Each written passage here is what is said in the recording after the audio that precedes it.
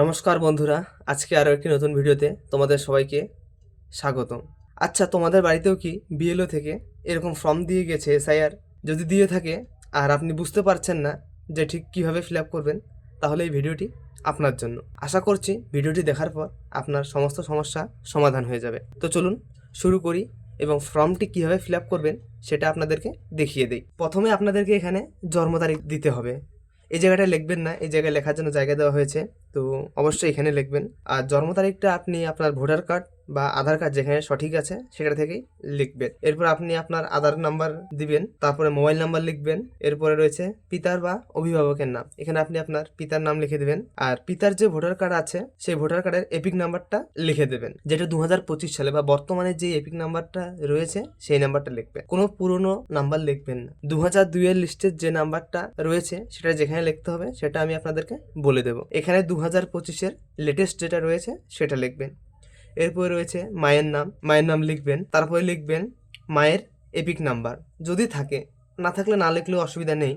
এরপর আপনি যদি বিবাহিত হন তাহলে আপনার স্বামী বা স্ত্রীর নাম লিখবেন এবং তার এপিক নাম্বার লিখে দেবেন। এটা সম্পূর্ণটা হবে বর্তমান 2025-এর যেটা ডিটেলস রয়েছে তার উপর। এরপর আসি এই জায়গাটায়, যে জায়গাটায় প্রায় 90% লোকের সমস্যা, সেটা হলো এখানে কি ফিল আপ করবো, বা দুটো কি ফিল আপ করতে হবে বা একটি ফিল আপ করলে হবে, সেই জায়গাটায় আসে। এখানে আপনাকে দুটো ফিল আপ করার দরকার নেই। আপনার যদি 2002 সালের এসআইআর লিস্টে নাম থাকে তাহলে আপনি এই জায়গাটা ফিল আপ করবেন। আর আপনার যদি 2002 সালের ভোটার লিস্টে নাম না থাকে তাহলে আপনি এই জায়গাটায় ফিল আপ করবেন। এবং এখানে আপনার যে পূর্বপুরুষ বা আপনার বাবা ঠাকুর দাদা যেই থাকুক না তার নাম এবং ডিটেলস এখানে ফিল করবেন সেই 2002 সালের লিস্ট অনুযায়ী। এই জায়গাটায় আসেন, যদি আপনার 2002 এর লিস্টে নাম থাকে তাহলে আপনি আপনার নাম লিখবেন, এখানে আপনার এপিক নং লিখবেন।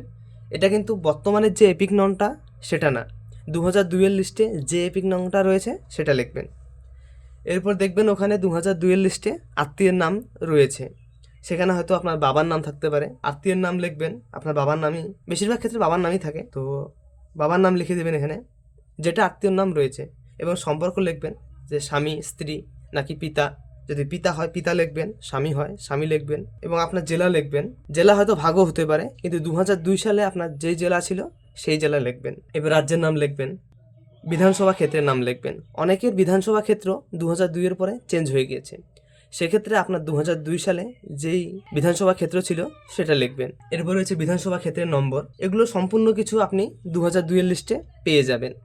বিধানসভা ক্ষেত্রের নম্বরটাও সেখানে পেয়ে যাবেন, অংশ নাম্বারটাও সেখানে পেয়ে যাবেন, ক্রমিক সংখ্যাটাও সেখানে পেয়ে যাবেন।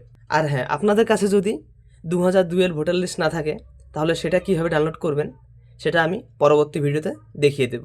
যদি প্রয়োজন হয় কমেন্ট করবেন, তাড়াতাড়ি ভিডিও নিয়ে আসবো। আর যদি 2002 এর ভোটার লিস্টে আপনার নাম না থাকে, আপনার বাবার নাম রয়েছে সেক্ষেত্রে, বা ঠাকুরদাদার নাম রয়েছে, সেটা আপনি লিখবেন। এখানে যার নাম রয়েছে আপনার, হয়তো দেখুন আপনার বাবার নাম রয়েছে 2002 এর ভোটার লিস্টে, সেক্ষেত্রে আপনার বাবার নামটা এখানে লিখবেন।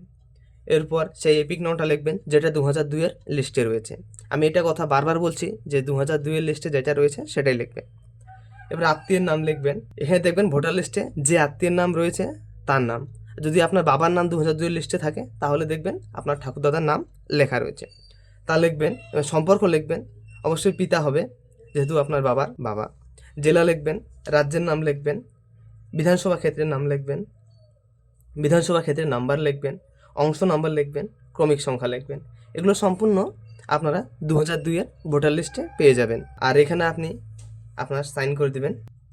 হয়তো যদি ফর্মটি আপনার বাবার হয় তাহলে আপনার বাবা সই করবে, আপনার ফর্ম হলে আপনি সই করবেন, যার ফর্ম হবে সে সই করবে। তো আশা করছি আপনারা পুরো বিষয়টা বুঝতে পেরেছেন। যদি কোনো জায়গায় সমস্যা হয় আপনারা অবশ্যই কমেন্ট করবেন, আমি উত্তর দিয়ে দেব। ধন্যবাদ।